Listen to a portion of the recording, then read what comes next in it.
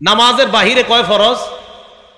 7 ফরজ। নামাজের ভিতরে বাহিরে মোট কয় ফরজ? 13 ফরজ। বাহিরে কয় ফরজ? নামাজের বাহিরে 7 ফরজ। 1 নাম্বার শরীর পাক করা, শরীর পবিত্র করা। সূরা মাইদার 6 নম্বর আয়াতে আল্লাহ বলেন, ওয়া ইন কুনতুম জুনুবান ফাত্তাহহারু, যদি তোমরা অপবিত্র হও, তোমাদের উপর যদি গোসল ফরজ হয়, ভালোভাবে তোমরা গোসল করে নাও, ভালোভাবে তোমরা পবিত্রতা অর্জন করে নাও। 1 নাম্বার শরীর পাক, 2 নাম্বার কাপড় পাক। কাপড় পাকের দলিল হলো সূরা মুদ্দাসসিরের 4 নাম্বার আয়াত। আল্লাহ বলেন, ওয়াসিয়াবাকা ফাতাহহির, তোমরা তোমাদের কাপড় পবিত্র করো। এই জায়গায় রাসূলুল্লাহ বলছে, হাবিব আপনি আপনার কাপড় সমূহ পবিত্র করেন। তাহলে কাপড়গুলো পবিত্র করা এটা নামাজের বাহিরে 2 নাম্বার ফরজ। 3 নাম্বার নামাজের জায়গা পবিত্র করা। সূরা বাকারা আয়াত নাম্বার 125 আল্লাহ বলেন, ওয়া আহিদনা ইলা ইব্রাহিম ওয়া ইসমাঈল আন তাহহিরা বাইতিয়া লিত-তাইফিনা ওয়াল আকিফিনা ওয়ার রুকআইস সুজুদ। আল্লাহ বলেন, ইব্রাহিম এবং ইসমাঈল আলাইহিস সালাতু ওয়াস সালাম দুইজনকে আমি বললাম, আপনারা দুইজন আন তাহহিরা বাইতিয়া, আমার ঘরটা আপনারা পবিত্র করেন, লিত-তাইফিনা তায়েফকারীদের জন্য, ওয়াল আকিফিনা যারা ইতিকাফ করবে তাদের জন্য, ওয়ার রুকআই যারা রুকু করবে তাদের জন্য, আস-সুজুদ যারা সিজদা করবে তাদের জন্য। তাহলে 3 নাম্বার নামাজের জায়গা পবিত্র করা সূরা বাকারার 125 নাম্বার আয়াত দ্বারা প্রমাণিত হয়।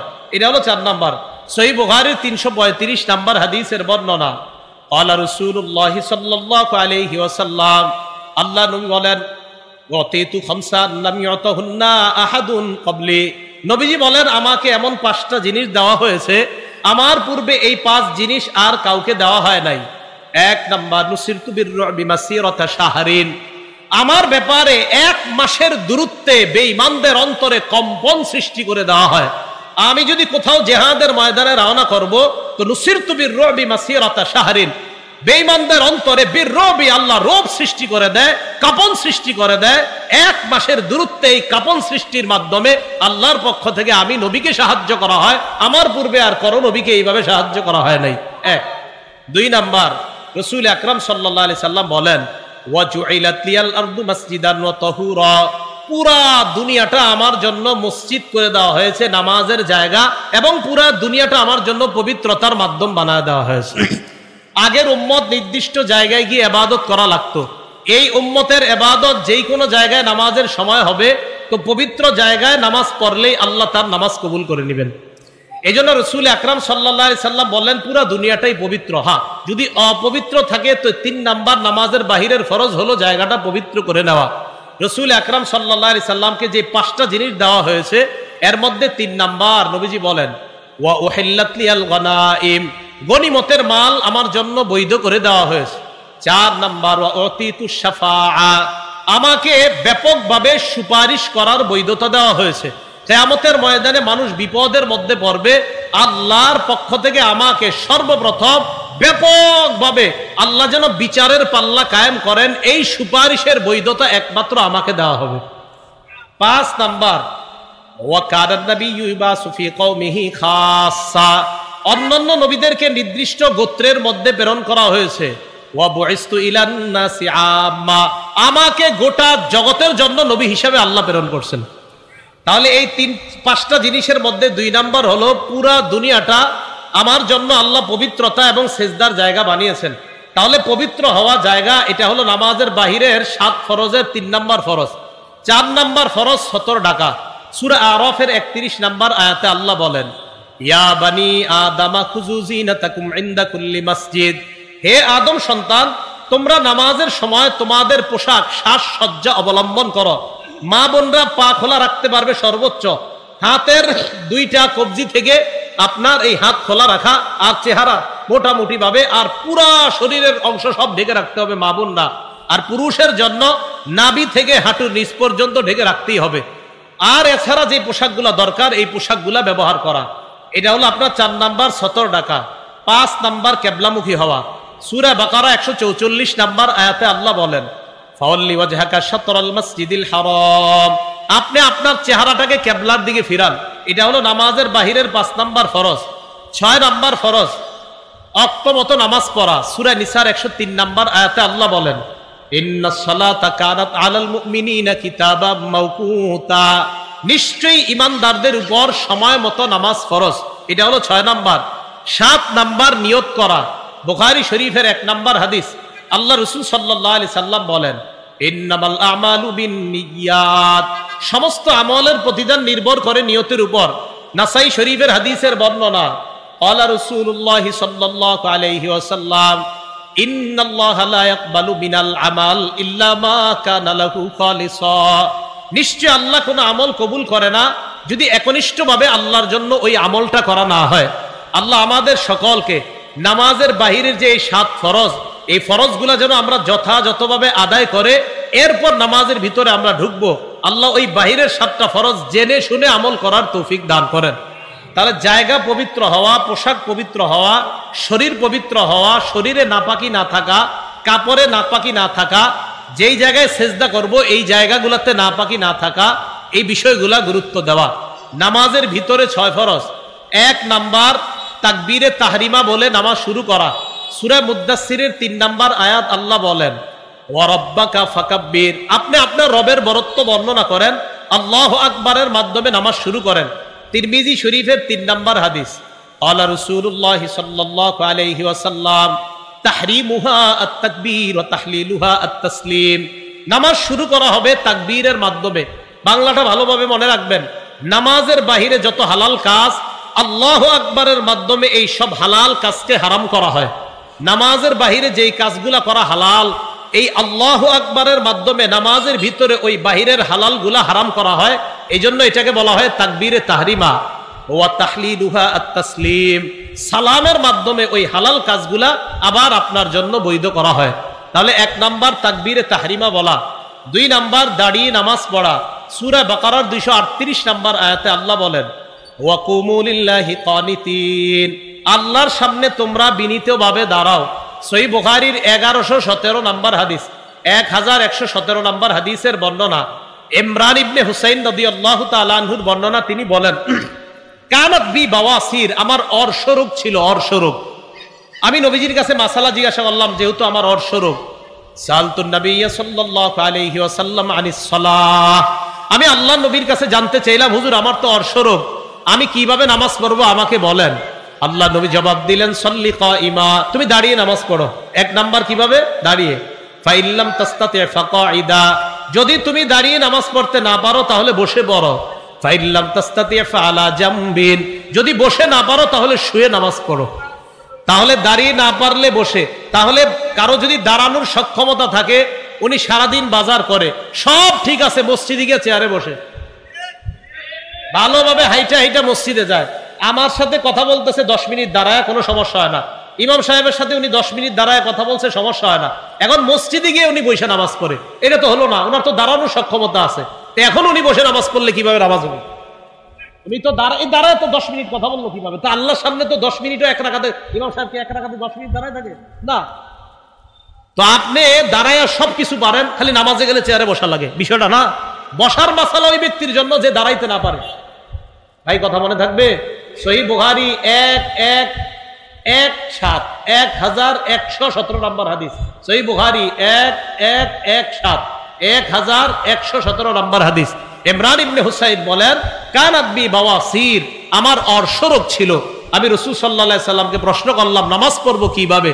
তো নবীজি বললেন, সল্লি কাইমান, দাঁড়িয়ে নামাজ পড়ো। তাহলে দাঁড়িয়ে মানে তুমি যদি দাঁড়াইতে সক্ষম হও তো দাঁড়িয়ে নামাজ পড়ো। ফাইল্লাম তাস্তাতি, যদি দাঁড়িয়ে নামাজ পড়তে সক্ষম না হও, ফাকাইদান, তাহলে বসে নামাজ পড়ো। ফাইল্লাম তাস্তাতি, যদি বসেও না পারো, ফাআলা জামবিন, তাহলে শুয়ে নামাজ পড়ো। তাহলে বলেন তো, দাঁড়ানোর সক্ষম ব্যক্তি বসে নামাজ পড়লে হবে না? দাঁড়ানো সক্ষম ব্যক্তি বসে বললে হবে না। এই কথাগুলো আমরা মনে রাখবো। বাজারে গিয়ে 1.5 ঘন্টা ঘুরে কিচ্ছু হয় না, উনি মসজিদে গেলে বসে যায়। এই বিষয়গুলো কেমন? এটা তো সঠিক হলো না আপনার। আল্লাহ আমাদেরকে বোঝার তৌফিক দান করেন। আরো আশ্চর্য লাগে, একজন, আপনি ইদানিং চেয়ার পাওয়া যায়, আপনার ইয়া চেয়ার কেমন জানি ভাঙ্গা যায়, এটা এইভাবে নিয়ে যাওয়া যায় মসজিদে। এই চেয়ার এইভাবে নিয়ে আমি জুমা পড়াইতে যাই যে রাস্তায়, তো রমজান মাসে তো আপনার আর খানা নাই, রমজান মাসে খানা আছে দিনের বেলা। তো আগে আগে মসজিদে গেলে প্রচুর মানুষ এসে ডিস্টার্ব করে, এই জন্য চিন্তা করি কি করা যায়। তো এর আগে একটা মসজিদ আছে, কোন মসজিদ সেটা বলবো না, তো যেই কোনো এক মসজিদে আমি বসে থাকি, কিছু করে বসে আপনার হয়তো কোরআন শরীফ পড়ি বা কিছু করি, সময়টা কাটাই, তারপর মসজিদে যাই। এক লোক আপনার এইভাবে উনি চেয়ারটা এইদিকে নিয়ে মসজিদে ঢুকার পর খাদেম সাহেবের সাথে দীর্ঘক্ষণ দাঁড়ায়, ঠিক চেয়ারও এই জায়গায় আছে, তাও আরো কত কষ্ট কথা বলতেছে দীর্ঘক্ষণ। এই কথা বইলা উনি আপনার চেয়ারটা পাইতে গিয়ে চেয়ারে বসে, তো খাদেম সাহেব জিজ্ঞেস করলাম নামাজ পড়ে কিভাবে, চেয়ারে বসে। আর এটা মানে কি? আপনি সুন্দর এটা নিয়ে গেলেন, আবার খাদেম সাহেবের দিক নির্দেশনা দিতেছেন, এইভাবে মুছো, এটা করো, এটা করো, দাঁড়ায় কিন্তু দাঁড়ায় সব করতেন। তা আল্লাহর সামনে আপনি এই অদ্দুহা সূরা পরিমাণ দাঁড়ায় থাকতে পারলেন না? ভাই কথাগুলা বোঝার চেষ্টা করবো আমরা। আল্লাহ আমাদের সকলকে বুঝবার তৌফিক দান করেন। 1 নাম্বার তাকবীরে তাহরিমা, 2 নাম্বার দাঁড়িয়ে নামাজ পড়া, 3 নাম্বার কেরাত পড়া। সূরা মুজাম্মিল আয়াত নাম্বার 20 আল্লাহ বলেন ফাকরাউ মা তায়াসসারা মিনাল কুরআন, কোরআনের যে অংশ সহজ, যেখান থেকে সহজ সেখান থেকে তেলাওয়াত করো। 4 নাম্বার কেরাত পড়া, রুকু করা 4 নাম্বার, 5 নাম্বার সেজদা করা। 4 এবং 5 নাম্বারের দলিল সূরা হজের 77 নাম্বার আয়াত। আল্লাহ বলেন ইয়া আইয়ুহাল্লাযীনা আমানু রুকউ ওয়াসজুদু, হে ঈমানদারগণ তোমরা রুকু করো, সেজদা করো। রুকুর দলিল পাইলাম 4 নাম্বার, সেজদার দলিল পাইলাম, এটা হলো 5 নাম্বার। 6 নাম্বার শেষ বৈঠক করা, মানে আত্তাহিয়াতু পড়তে যতক্ষণ লাগে ওই পরিমাণ সময় বসা। রাসূল আকরাম সাল্লাল্লাহু আলাইহি সাল্লাম আব্দুল্লাহ ইবনে মাসউদ রাদিয়াল্লাহু তাআলা আনহুর হাতটা এইভাবে ধরলেন। আবু দাউদ শরীফের 970 নাম্বার হাদিস। এইভাবে ধরার পর নবীজি তাকে অনেক কিছু শিখাইলেন। আল্লামাহুত তাশাহুদা, তাশাহুদ শিখাইলেন। এইভাবে তাশাহুদ শিখানোর পর নবীজি বললেন ইবনে মাসউদকে, ফাইদা কারাতা, তুমি যখন এটা পড়বা, আও কাযাইতা হাযা, তুমি যখন পড়বা অথবা এইভাবে এটা আদায় করবা, তুমি এই পরিমাণ আদায় করবা, তাম্মাস সালাতু, তোমার নামাজ আদায় হয়ে গেছে, পরিপূর্ণ হয়ে গেছে। ফাইন শিতা আন তাকুমা কুম, তোমার যদি মন চায় চলে যেতে চলে যাও। ওয়াইন শিতা আন তাকউদা ফাকুদ, আর মন চাইলে বসে থাকো। মানে আত্তাহিয়াতু পরিমাণ অন্তত এটা তো পড়তেই হবে। তো এই পরিমাণ শেষ বৈঠক করা, এটা হলো ফরজ। তাহলে নামাজের ভিতরে কয় ফরজ? 6টা ফরজ। 1 নাম্বার তাকবীরে তাহরিমা বলা, 2 নাম্বার দাঁড়িয়ে। বলেন তো দাঁড়িয়ে মানে যেই ব্যক্তি দাঁড়াতে সক্ষম সে দাঁড়িয়েই নামাজ পড়তে হবে। বলেন যেই ব্যক্তি দাঁড়াতে সক্ষম উনি দাঁড়িয়েই নামাজ পড়তে হবে। আল্লাহ আমাদেরকে বুঝার তৌফিক দান করেন। এখন তো আপনি এই যে নামাজের নিয়ম জানলেন, কিন্তু নামাজটা আপনার কবুল হবে কিভাবে? আপনারা যেভাবে নামাজ পড়েন এইভাবে কি কবুল হবে কিনা? কিন্তু রাসূল সাল্লাল্লাহু আলাইহি সাল্লাম দেখেন তো কি বলে, সহিহ বুখারী 757 757 নাম্বার হাদিস, 757 757। নবীজি সাল্লাল্লাহু আলাইহি সাল্লাম মসজিদে আসলেন, আসার পর বসে রইছে। এক ব্যক্তি মসজিদে আসছে, আসার পর নামাজে দাঁড়াইছে, আল্লাহু আকবার, নামাজ দাঁড়াইছে। নামাজ দাঁড়ানোর পর নামাজ পড়লেন, আল্লাহ নবী তার নামাজটা দেখলেন। এই হাদিস দ্বারা বোঝা যায় কোন ব্যক্তি যদি মসজিদে নামাজ পড়ে, ইমাম সাহেব যদি তার নামাজ দেখে, এটা জায়েজ আছে। ইমাম সাহেব যদি কোনো ব্যক্তির সুন্নত নামাজ দেখে, মুসল্লির, এটা দেখতে পারবে। কারণ নবীজি সাল্লাল্লাহু আলাইহি সাল্লাম এক সাহাবার নামাজ দেখতেছে, দেখেন কি হয়। নামাজ দেখার পর ওই ব্যক্তি নামাজের সালাম ফিরাইলেন, ফিরানোর পর আল্লাহ নবীর কাছে আসলেন। আসার পর সাল্লামা আলান নবী সাল্লাল্লাহু আলাইহি ওয়াসাল্লাম, আল্লাহ নবীকে সালাম দিলেন। ফারাদ্দা আলাই, আল্লাহ নবী তাকে সালামের জবাব দিলেন। নবীজি তাকে বললেন ইরজি ফাসাল্লি ফাইন্নাকা লাম তুসাল্লি, যাও তুমি আবার নামাজ পড়ো, কারণ তুমি নামাজ পড়ো নাই। যাও তুমি নামাজ পড়ো, তুমি নামাজ পড়ো নাই। সাহাবা আবার গেছে, যাওয়ার পর ইউসাল্লি কামা কানা সাল্লা, আগে যেইভাবে নামাজ পড়ছে আবার ওইভাবে নামাজ পড়তে লাগলেন। নামাজের সালাম ফিরাইলেন, আবার আল্লাহ নবীর সামনে গিয়ে সালাম দিলেন। নবী সালামের জবাব দিয়ে বললেন ইরজি, আবার যাও, ফাসাল্লি, নামাজ পড়ো, ফাইন্নাকা লাম তুসাল্লি, তুমি নামাজ পড়ো নাই, যাও আবার নামাজ পড়ো। সাহাবা দ্বিতীয়বার নামাজ পড়লেন, এইভাবে 3 বার হয়ে যায়। সাহাবা আল্লাহ নবীকে বললেন ইয়া রাসূলুল্লাহ মা উহসিনু গায়রা, আমি এর চাইতে ভালো নামাজ পড়তে জানি না, আল্লিমনি, এর চাইতে যদি ভালো নামাজ থাকে আমাকে আপনি শিখিয়ে দেন। তাহলে ইমাম সাহেব যদি কোনো মুসল্লির নামাজ দেখে, দেখার পর যদি বলে ভাই আপনি তো সেজদায় গিয়া 2 পা পিছন দিয়ে উঠায় ফেলেন, কয় পা? 2 পা একসাথে, অনেক মুসল্লি সেজদা দিয়ে 2 পা একসাথে পিছনে উঠায়, সেজদা দেয় 2টা পিছন দিয়ে এভাবে দাঁড়া করায় রাখে, নামাজ কিন্তু ঝামেলা হয়ে গেছে। 2 পা একসাথে উঠে গেলে নামাজ ঝামেলা হয়ে যাবে। 1 পা মাটিতে থাকতেই হবে সেজদায় গেলে। হ্যাঁ, আদায় মাসালা স্পষ্ট। 2 পা উপরে কিন্তু উঠা যাবে না। এখন ইমাম সাহেব আপনার নামাজ দেখলো, দাঁড়িয়ে দাঁড়িয়ে আপনার নামাজ দেখলো, দেখার পর আপনার বললো ভাই আপনার নামাজ আবার পড়েন, হয় নাই। আপনি কি করেন? আপনি নামাজ হয় নাই মানে না, আপনি মানে ঝাড়ি মারলেন, নামাজ হয়, হুজুর কইলো নামাজ হয় নাই, তা আপনি রাগ হয়ে গেলেন, নামাজ হয় নাই মানে। তো এইভাবে নামাজের মধ্যে আপনার যখন ইমাম সাহেব বলা, তাহলে বলেন তো ইমাম সাহেব বলাটা নবীর সুন্নাহ কিনা? আরে নবীজি বলছেন এক সাহাবাকে যে তুমি যাও আবার নামাজ পড়ো, তাহলে ইমাম সাহেবের দেখাটা সুন্নাহ কিনা? আচ্ছা, এরপরে এই বলাটা যে তুমি আপনি আবার নামাজটা পড়েন ভাই, আপনার নামাজ হয় না, এই বলাটা ওনার অধিকার আছে কিনা? 3 নম্বরে আপনি পাল্টা হুজুরকে বলা উচিত, হুজুর আমার নামাজ তো আমি এর চেয়ে ভালো জানি না, কিভাবে পড়তে হয় আমারে শিখাইয়া দেন। তো সাহাবা নবীজি বললেন হুজুর আমারে শিখাইয়া দেন। তো যখন তুমি নামাজের ইচ্ছা করবা ফাকাব্বির, তখন তুমি তাকবীর বলে নামাজ শুরু করবা। এরপর সানা পড়ার পর কোরআনের যে সূরা তোমার সহজ হয় ফাকরা মা তায়াসসারা মাকা মিনাল কোরআন, কোরআনের যেই জায়গা থেকে সহজ সেই জায়গা থেকে তেলাওয়াত করবা। দেখেন কি কয় এরপর সুম্মারকা, এরপর তুমি রুকু করবা। এখান থেকে মন দিয়ে শুনেন, রুকুর মধ্যে যখন তুমি যাইবা হাত্তা তাতমাইন্না রাকিআ, ধীরস্থিরতার সাথে তুমি রুকু করবা, ধীরস্থিরতার সাথে তুমি রুকু করবা। বলেন বাংলাটা কিভাবে? আবার কিসের ভাবে? এরপরে কি করে দেখেন, সুম্মার ফারাসাকা মিনার রুকু হাত্তা তা'তাদিলা কাইমা, রুকু থেকে সোজা হয়ে দাঁড়াবা। বলেন বাংলাটা রুকু হয়ে। এবার আমার দিকে তাকান, মুরব্বীরা কষ্ট নিয়েন না, অনেক মুরব্বীরা এমন করে এমনি সোজা হয়ে হাঁটে, কিন্তু নামাজে রুকু থেকে এইভাবে বাঁকা হয়ে থাকে, মানে বুঝা ইমাম সাহেব সেজদা যান তাড়াতাড়ি, এইভাবে উঠা আপনার পুরা ওঠে না, এভাবে থাকে, মানে তাড়াতাড়ি। ভাই আপনার রুকু তো হলো না। রাসূল সাল্লাল্লাহু আলাইহি সাল্লাম বলছেন হাত্তা তা'তাদিলা কাইমা, আপনি একদম সোজা হয়ে দাঁড়াতে হবে। আচ্ছা আপনারা সত্যি করে বলেন এই ভুলগুলো হয় কিনা? এই যে রুকু থেকে এইভাবে সোজা হয়ে না দাঁড়ায়, এইভাবে থাকে, মানে উনি তাড়াতাড়ি সেজদা, যদি ইমামের পিছনে হয় তাই বুঝায় হুজুর আরে সেজদা যান আপনি তাড়াতাড়ি, আমি তো আর পারতেছি না। এটা হলো হুজুরের পিছনে হইলে, আর একা একই হইলে তো বাস চলছে, একের পর এক চলতেছে এটা। এরপরে রাসূল সাল্লাল্লাহু আলাইহি সাল্লাম বলেন সুম্মাসজুদ, এরপর সেজদা করো। সেজদার মধ্যে তুমি এমন ভাবে সেজদা করবা হাত্তা তাতমাইন্না, যেন তুমি আশ্বস্ত হও, হ্যাঁ আমার সেজদাটা ধীরস্থিরতার সাথে হয়েছে। এরপর সেজদা থেকে 2 সেজদার মাঝখানে বসা। বলেন 2 সেজদার মাঝখানে, বলেন আমার সাথে রব্বিগফিরলি, রব্বিগফিরলি। 2 সেজদার মাঝখানে এটা পড়বেন যদি পারেন, আর যদি আরেকটু পারেন আল্লাহুম্মা গফিরলি ওয়ারহামনি ওয়াজবুরনি ওয়ারফা'নি ওয়াহদিনি ওয়াআফিনি ওয়ারযুকনি। দরকার নেই এত বড়টা, শুধু আল্লাহুম্মা গফিরলি, আল্লাহুম্মা গফিরলি বললে হবে, রব্বিগফিরলি আমাকে ক্ষমা করেন, রব্বিগফিরলি আমাকে ক্ষমা করেন। এখন দেখেন 2 সেজদার মাঝখান থেকে উঠছে, উঠার পর উনি সোজা হয়ে না বসে এইভাবে আছে, বাঁকা হয়ে আছে 2 সেজদার মাঝখানে। আর অনেকে কি করে আপনার 2 সেজদার মাঝখানে এইভাবে বসে কেন জানেন? উনি যেভাবে বসার কথা যে এক পা দাঁড় করাবে আর এক পা বিছিয়ে দিবে, এই দেখেন এভাবে তো থাকবে না, এভাবে, মানে এই পাটা আমার দাঁড়ানো থাকবে, হ্যাঁ এই পা দাঁড়ানো থাকবে, এই পাটা বিছানো থাকবে।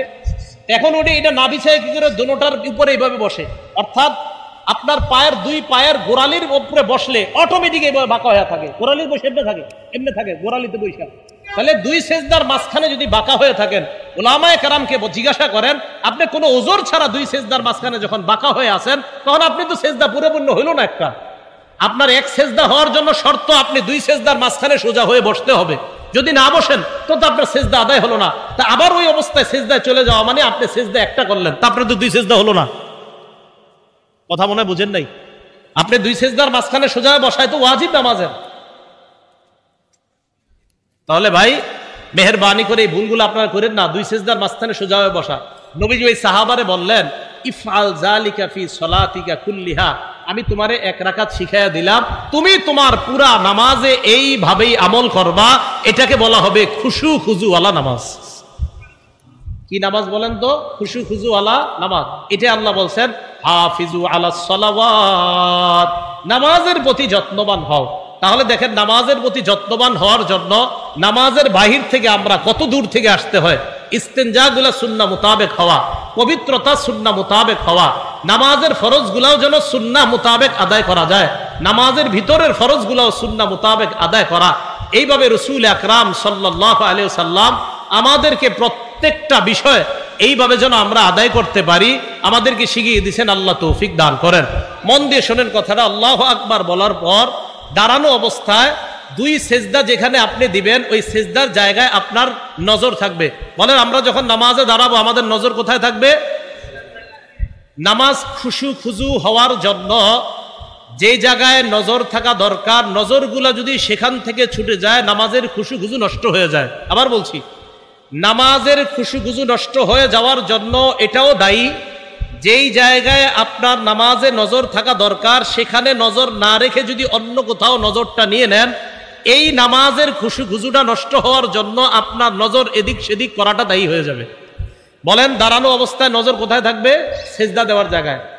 সেজদা যখন আপনি দিবেন, সেজদা রুকু অবস্থায় দুই পায়ের মাঝখানে, সেজদা যখন দিবেন নাকের এই যে মাথাটা দেখেন, মাথা সেজদা যখন দিবেন এই নাকের মাথা বরাবর যখন আপনার দুই চোখটা থাকবে, আপনারা দেখবেন এত খুশুখুশু হয়। এখনই দেখেন এই নাকটা এইভাবে দিয়ে দেখেন, নাকের এখানে দিলে কেমন যেন একটা আশ্চর্য কেমন জানি দেখা যায়। এই যে নাকে তাকান, কেমন জানি মনে হচ্ছে, মনে হয় আপনি দুনিয়াতে নাই, অন্য কোথাও চলে যাবেন। নাকে তাকান আপনি, তাহলে সেজদায় গিয়ে আপনার নাকের জায়গাটা নজরটা থাকবে।